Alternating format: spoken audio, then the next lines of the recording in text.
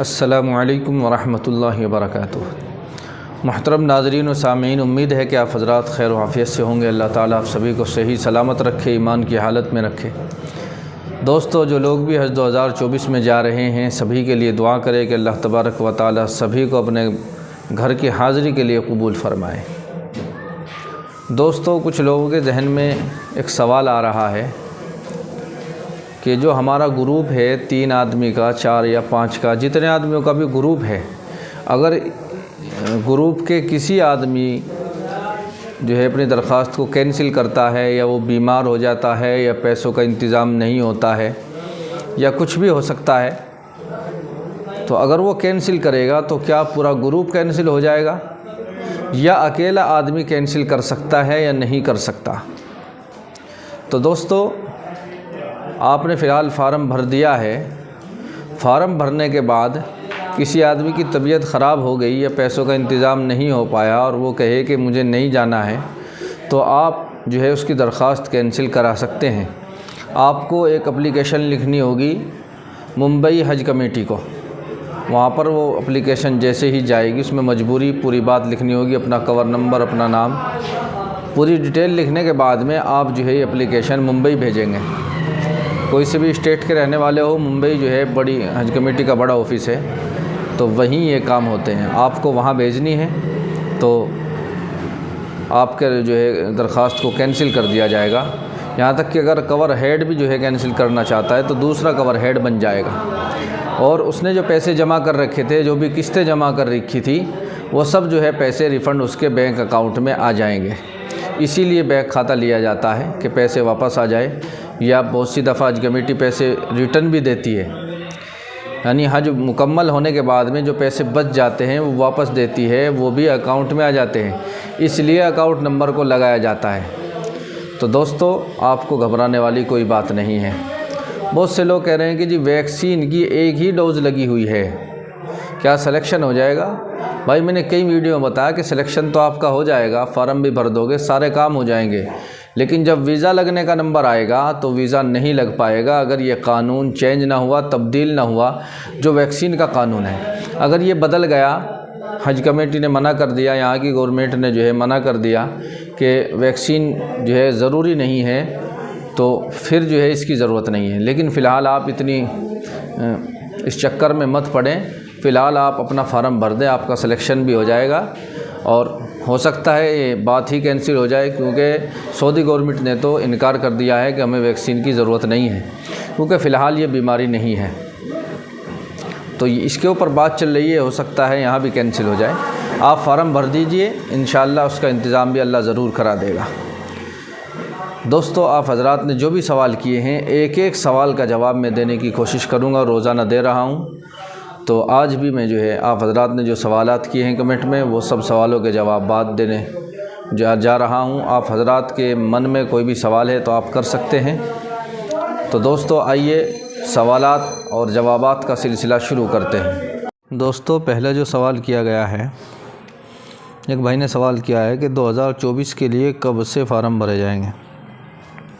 दोस्तों, अभी भी कुछ लोग ऐसे मौजूद हैं हिंदुस्तान के अंदर जिन्हें अब तक ये ख़बर नहीं पहुंची कि हज के फ़ार्म भरने शुरू हो गए हैं। भाई, हज के फ़ार्म 4 दिसंबर से भरे जा रहे हैं और आज तकरीबन 15-16 तारीख़ हो गई और 20 दिसंबर आखिरी तारीख़ है। अगर आपको फ़ार्म भरना है तो जल्दी से भर दीजिए। एक भाई ने पूछा है कि मीना में टेंट की कुछ कैटेगरी होती है। भाई, टेंट सबके लिए एक जैसा ही होता है और टेंट जो है वो हज कमेटी की तरफ से ही होता है। आपको जो है खाना भी वहाँ मिलेगा, टेंट भी, और गद्दा वगैरह भी मिलेगा। ओढ़ने की चादर आपको ले जानी पड़ेगी और ये सभी के लिए एक जैसा होता है। हाँ, लेडीज़ों का टेंट अलग लगा दिया जाता है जो करीब ही होता है, आमने सामने या 1-2 टेंट दूर, और मर्दों का अलग लगा दिया जाता है। इसी तरीके से एक भाई ने पूछा है कि मेट्रो का एक्स्ट्रा रुपए लगता है क्या? जी हाँ, मेट्रो का चार्ज लगता है। मेट्रो फ्री नहीं है, मेट्रो का चार्ज लगता है।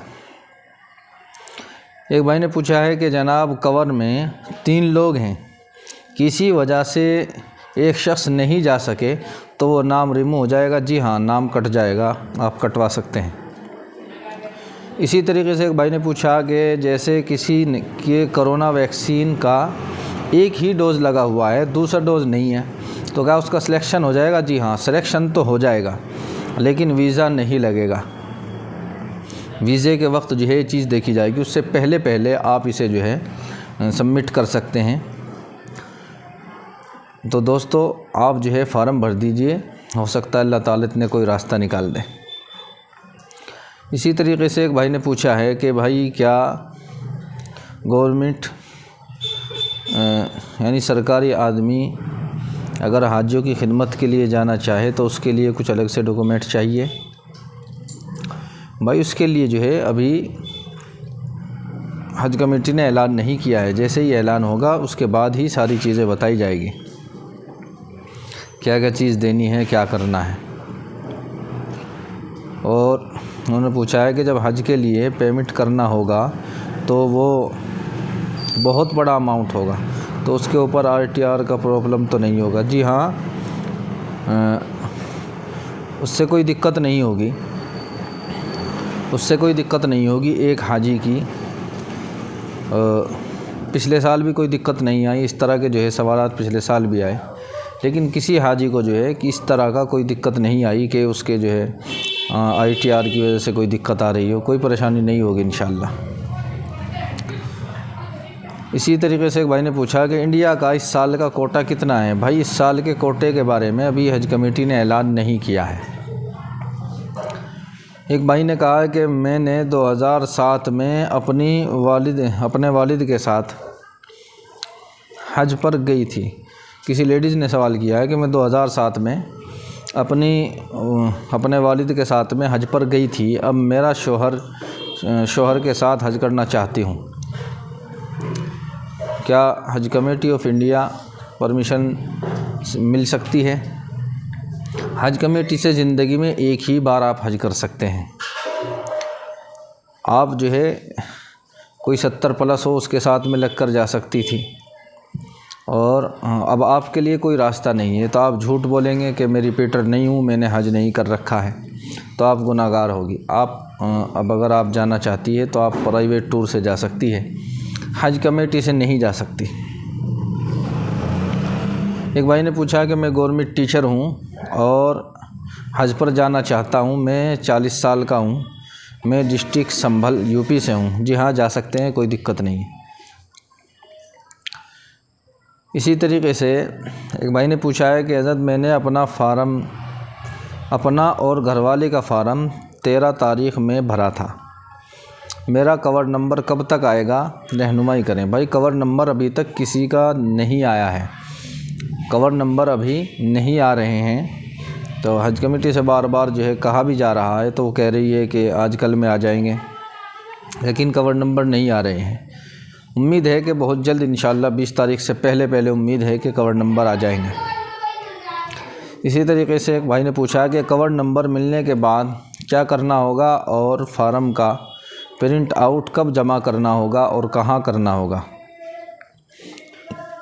भाई कवर नंबर मिलने के बाद नहीं ये काम करना, बल्कि जब फार्म भरने बंद हो जाएंगे, हो सकता है डेट बढ़ जाए, पूरी उम्मीद है, उसके बाद जो है बताया जाएगा आपको फार्म और अपने डॉक्यूमेंट कहाँ जमा करने हैं और क्या क्या चीज़ें जमा करनी हैं, ये सब चीज़ें बताई जाएगी। मुकम्मल इसके ऊपर वीडियो बनाई जाएगी।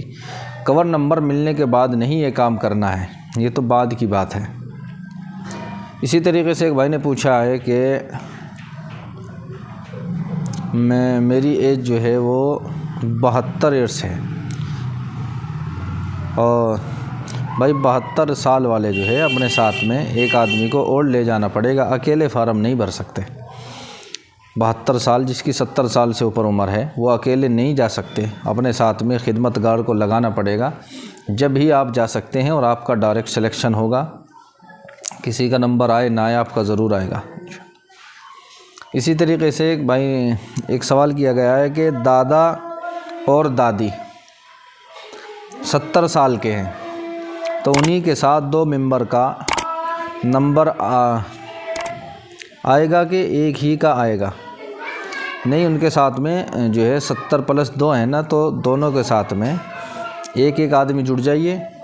एक कवर इनका मत बनाइए, एक कवर मत बनाइए, बल्कि 2 आदमी 70 प्लस वाले जो है उनका 2 का ही कवर होता है, 3 का 4 का नहीं होता। तो जैसे 2 70 प्लस वाले हैं, 2 उनके साथ में मेंबर हैं, तो अलग अलग जो है 2-2 का फार्म आप भरेंगे और दोनों का सिलेक्शन हो जाएगा। और एक साथ 4 भरेंगे तो फिर जो है आप पहुंच जाएंगे जनरल कैटेगरी में। इसी तरीके से एक सवाल किया गया है कि एक फैमिली से 5-6 बंदे हज के लिए जाएंगे तो उनका कवर होगा क्या? भाई एक कवर में 5 ही लोग जा सकते हैं, 6 नहीं जा सकते। एक तो इस बात का ख्याल रखना है। तो उसमें उन्होंने कहा है कि एक बेटा, बहू, माँ, बहू की माँ और एक बहन, इन सब के अलग अलग महरम की ज़रूरत है क्या? नहीं, अलग अलग महरम की ज़रूरत नहीं है, एक महरम होना काफ़ी है, उसे कवर हेड बना दीजिए। बाकी जो है कोई औरत कवर हेड नहीं बन सकती। और 5 लोगों का एक ही ग्रुप बनेगा। अगर आप 6 हैं तो फिर 3-3 का ग्रुप बना लीजिए, 2 ग्रुप बना लीजिए। तो दोस्तों, ये आप हजरात के सवाल थे जिनका मैंने अच्छी तरीके से जवाब दे दिया है। आपके मन में कोई सवाल है, कन्फ्यूज़न है, तो आप दोबारा सवाल कर सकते हैं, इंशाल्लाह जवाब दिया जाएगा। तो दोस्तों, वीडियो अच्छी लगी है, वीडियो को लाइक कर दे, शेयर कर दे। चैनल पर नए हैं तो सब्सक्राइब कर ले ताकि आने वाली वीडियो का नोटिफिकेशन आपको मिलता रहे। आइए चलते हैं, फिर मुलाकात होगी अगली वीडियो में। अस्सलामु अलैकुम व रहमतुल्लाहि व बरकातुहू।